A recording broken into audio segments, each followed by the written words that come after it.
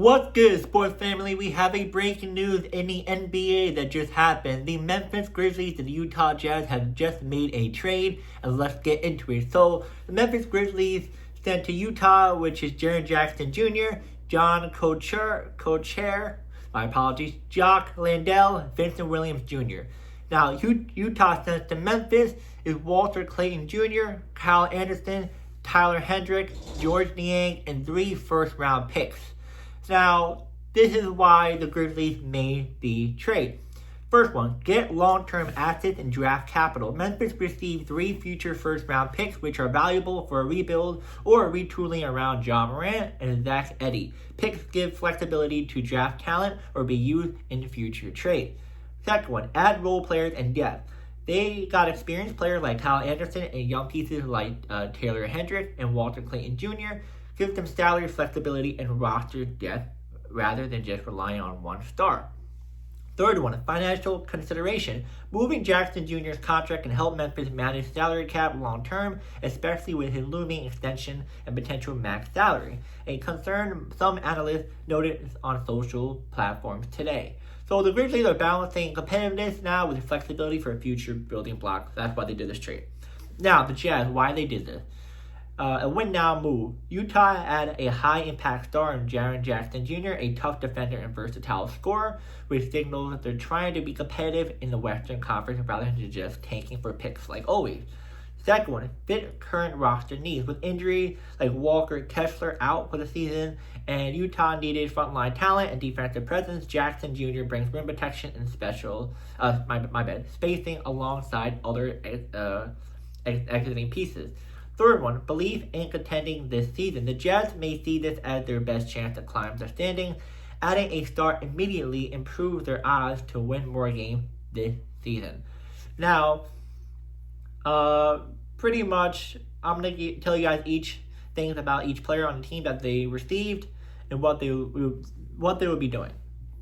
First one, the Grizzlies, they pretty much trade away Jackson Jr., 17.7 points, 5.3 rebounds, 2.0 assists per game for the Grizzlies before he traded. He's a star big man known for scoring, defending, blocks, and spacing. Now, Jack Landale, started minutes roughly about 18. I think, my bad. Starter minutes roughly 18 to 17 points, 7 to 9 rebounds in a game, shows during recent matchups. Veteran frontcourt scorer and rebounder off the bench for the Grizzlies. John Kocher, my apologies, last season he had 2.4 points, 3.3 rebounds, and 0.7 assists per game. Jazz player with limited scoring, solid hustle stats. Vince Williams Jr. At the preseason Jazz 6.6 points, 3.6 rebounds, and 2.0 assists per game. Versatile wing piece who contributes modestly across categories. Now, as for the Jazz, pretty much Walter Clayton Jr., rookie and recent NBA draft pick, career NBA per game stats not fully published yet, but recent contribution includes performance well with 8 points, 5 rebounds, and 6 assists in a game, and average near mid-single digit in points with some assists and rebounds in limited minutes. Jazz rookie guard, playmaking upside. And then we got Kyle Anderson. As you know, Kyle Anderson recent game, 12 points, 5 assists. Career, modest. He's a veteran playmaking forward who fills up moderate stat line. And then Taylor Hendricks, limited usage due to injuries, 5 points per game, 3.6 rebounds per game, and he's a young forward still developing after injury. And George Niang, a veteran who contributes as a spacer and a veteran shooter. So yeah, guys, pretty much the reason why the Grizzlies did this is because they want to get rid of Jaren Jackson Jr.'s contract. They don't think that, nothing's happening in Memphis with him. It's nothing, they're not really going far in the playoffs with him. Last couple of seasons ever since he joined the team. So they want to move on with the contract, try to rebuild somewhat, but maybe be competitive. They got about 7 first-round picks. That was from the Desmond Bane trade as well. But also the fact that the reason why I'm saying maybe be competitive is because now it sounds like Ja Morant might be moving. It sounds like a lot of speculation that Miami might be the option, maybe Sacramento for some weird reason. But Miami seems like the more, destination for him, especially if he wants to go to Miami. But we're not sure what's going on with Miami right now because Miami's trying to see if they can get Giannis. So Giannis their first option, and Ja their second option. So they're gonna see what happens with that. But I think the fact that Memphis might be rebuilding for sure because I think they're done with John Morant. I think they're done with Jaren Jackson Jr. They had their little, years together, but nothing was planning out. So I think they're more likely going to rebuild.